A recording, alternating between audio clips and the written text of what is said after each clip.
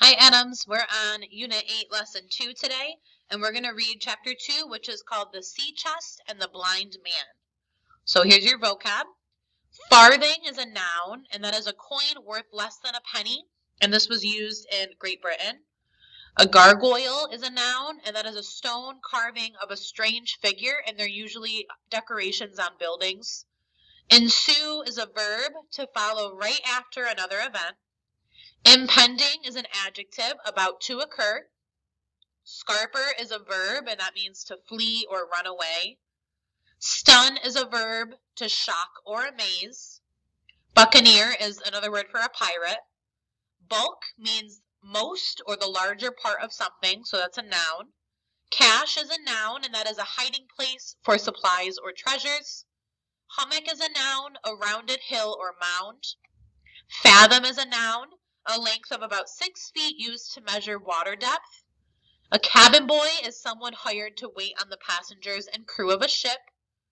A ransack is a verb, and that is to search through something, and it usually causes damage to the area. Schooner is a noun, and that is a sailing ship with 2 or more masts. So again, Chapter 2 is called The Sea Chest and the Blind Man. A strong, pungent smell of tobacco and tar rose from the interior of the old sea chest as we opened it. On the top was an elegant suit of clothes never worn. Under that was a tin, a quadrant, tobacco, a bar of silver, West Indian shells, a Spanish watch, several compasses, and 2 pistols. At the bottom of the chest lay a bundle wrapped in oilcloth and a canvas bag that gave forth the jingle of coins. I pride myself on being an honest woman, my mother said. I'll take what I'm owed and not a farthing more or less. She began to count the money into a bag. As she counted, we heard a familiar sound. It was the tap-tapping of the blind man's stick upon the frozen road. It drew nearer while we held our breath. Then we heard the blind man's voice along with several others. We have a picture here. It says, with nothing but sea and sky in sight, sailors in the 1700s used a navigational tool called a quadrant to find their way on open waters. This quarter circle-shaped instrument measured the angle between the North Star and the horizon, which sailors used to determine their distance north or south of the equator. Looks like Jim and his mother, they're going through the treasure chest. She began to count the money into a bag. As she counted, we heard a familiar sound. Mother, I whispered nervously, please hurry up. I'll hold on to what I have so far, she exclaimed. I'll take this to square the count, I informed her as I picked up the bundle wrapped in oilcloth. Then we groped our way downstairs, threw open the back door, and ran out into the darkness of night. 2 desperate souls, unsure of what to do next. A silvery moon peeped out from behind the ominous storm clouds. The moonlight allowed us to glimpse the ditch that lay behind the inn. Without hesitation, we made our way toward it. There we waited, breathing in the cool night air, out of sight but within earshot of the inn. Before long, a number of shadowy figures appeared. Inside, a chilling voice commanded. It was the blind man. Find him! The others scurried forward in the darkness. A few seconds later, we heard a gruff voice call out, Bill's dead. Search him, shrieked the blind man. Find the key or you'll answer to me. There was a lengthy pause and then another cry. Someone got here before us. The key's gone. Then find the sea chest and smash it to pieces, screeched the blind man. The sound of his voice sent a cold shiver running down my spine. I heard a commotion and the sound of footsteps coming from the upstairs area of the inn. Moments later, the window to the captain's room was flung open. Such force caused the glass to shatter and break. Then a man with a face resembling that of an angry gargoyle leaned out of the window into the moonlight. Pew, he shouted. It's like I told you already. Somebody's been here before us. They rifled through Bill's chest. Is it there? Pew roared. There's some money, said the gargoyle-faced man. Forget the money, Pew spat. Flint's map, I mean. It's nowhere to be found, I tell ya. Blast it, cried the blind man. It's that boy. I should have dealt with him earlier. He was here just a few minutes ago, I know it. Scatter, lads, and hunt the rascal down. A great to-do ensued in our old inn. Furniture was thrown about and beds were stripped. Doors were forcefully kicked in until finally the men came out and declared that I was nowhere to be found. Just then we heard a whistle in the darkness. I guess it was some sort of signal. The men had left a guard, and he was warning them of impending danger. "There's Dirk," one of them pronounced. "We'll have to scarper, and quick, mates." Pew, however, attempted to convince the others to hold their ground and not flee like scalded rats. "The boy can't have gone far," he urged desperately. "That rascal was here no more than a few minutes ago. Scatter and look for him, you lily-livered cowards." Oh, if I had my eyes, what I wouldn't do right now. Two of the men obeyed Pew and began to search around the exterior of the inn, but the others stood in the road, unsure of their next move. Pew sensed the men's confusion. "Get to it," he yelled. "If we find what we came for, we'll all be as rich as kings. Don't stand there sulking. If you had the pluck of a weevil in a biscuit, you would catch him." "Hang it, Pew," grumbled one of the men. "Don't you think we should take the money and run?" "We could be anywhere hereabouts," moaned the other. "Let's call it a day and run before we get caught." Pew's anger escalated, and he began swinging his walking stick. He struck at the others right and left in his blindness. They, in turn, cursed the blind man, threatened him in horrid terms, and tried to vain and catch his stick and take it from him. This quarrel saved us, for while it was raging, another sound came from the top of a nearby hill. Galloping horses.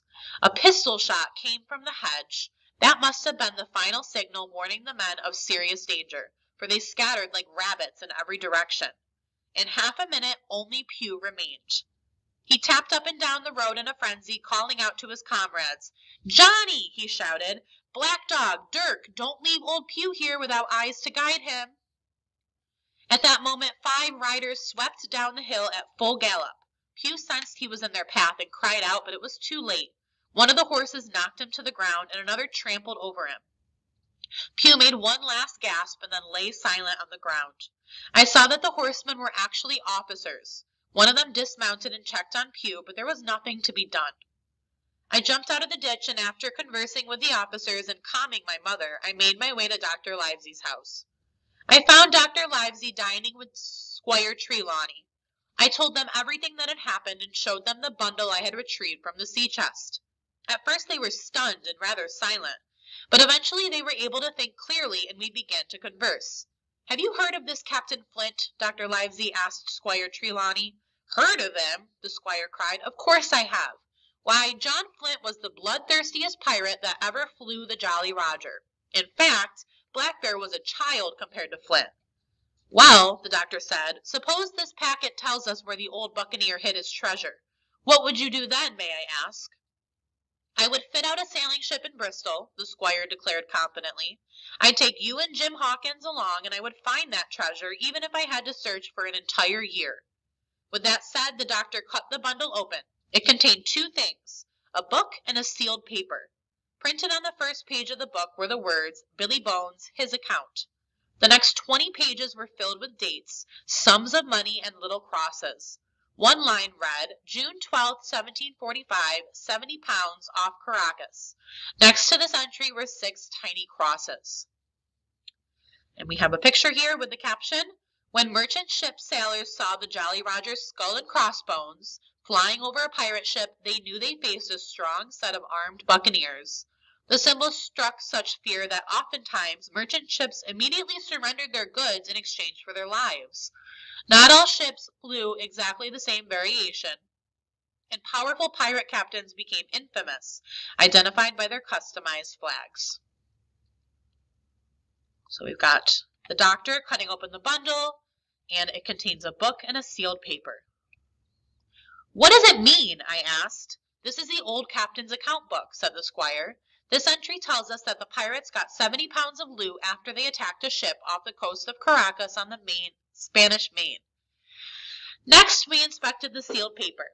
The doctor opened it carefully, and a map fell to the floor. It was a map of an island, labeled with latitude and longitude, water depths, names of hills, bays, and inlets, and all the details needed to bring a ship safely to anchorage upon its shores. It seemed to me that the island was shaped like a portly dragon. From the map, we could see the island about 9 miles long and 5 wide. It had 2 harbors, and there was a large hill in the center marked Spyglass. Several things had been added to the map in red ink. There were 3 crosses, 2 on the north part of the island and 1 in the southwest. Next to one of these, written in a small, neat hand, very different from the captain's, were the words, "Bulk of treasure here." On the back of the map, in the same hand, we read, "Tall tree, spyglass shoulder, bearing a point up to the N of NNE Skeleton Island, ESE, and by E 10 feet. The bar silver is in the north cache. Find it by the trend of the east hummock, 10 fathoms south of the crag with a face on it. The arms are in the sand hill N, point of north inlet cape, bearing E and a quarter N, JF." It did not make much sense to me, but the squire was delighted. "Tomorrow I'll set off for Bristol," he fussed. "In 10 days we'll have the best ship and crew in England. Hawkins shall come with us as cabin boy. You, Livesey, will be the ship's doctor, and I will be the admiral."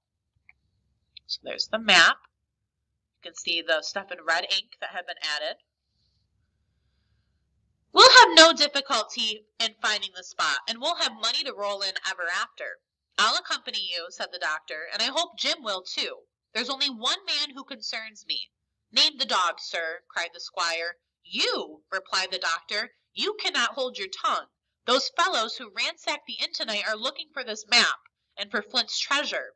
We have to be extremely careful. You go to Bristol and take my 2 loyal servants, Joyce and Hunter, with you. Remember, do not breathe a word of what we found."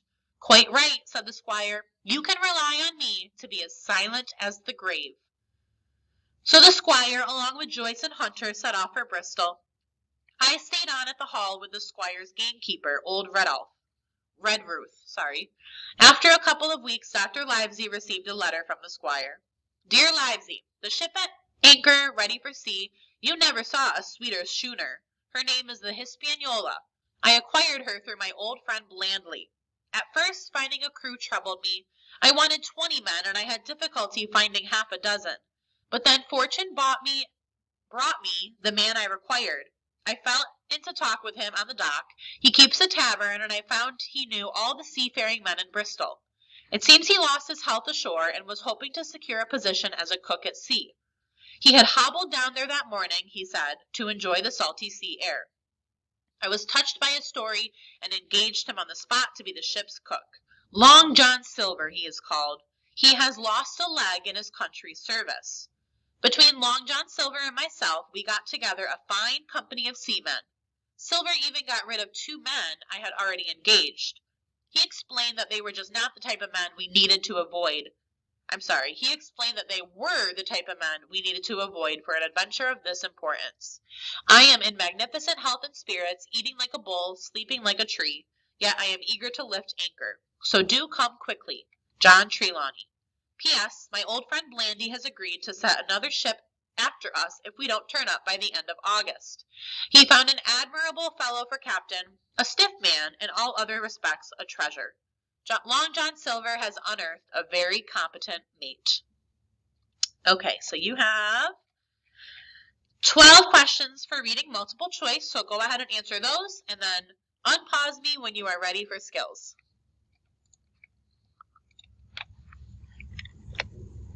All right, so for skills today, we're going to do some short answer writing and some multiple choice. So number 1, when authors give details that refer to future events, it's called foreshadowing. In this chapter, details suggest there may be some trouble for voyagers in the future. What clues in the text suggest this? So if you can't find the correct answer, that's okay for this. We're just looking for what you think might be happening in the future. So in this chapter, there were some hints that something might not go as planned on the ship. I want you to try and find it and type it into the text here. So you're looking for clues in the text that suggest that there's going to be some trouble for our voyagers. All right, we also read this sentence in the text. Those fellows who ransacked the inn tonight are looking for this map. So we're looking at the word ransack, which means to search thoroughly, causing damage or disorder. First of all, what part of speech is that? If you don't remember, you can go back to our reading when I went over the vocab. And then I want you to write a sentence using the word ransack. All right, so we've got some words here. So you have the word, the meaning, and then I also gave you a sentence that you can use it in.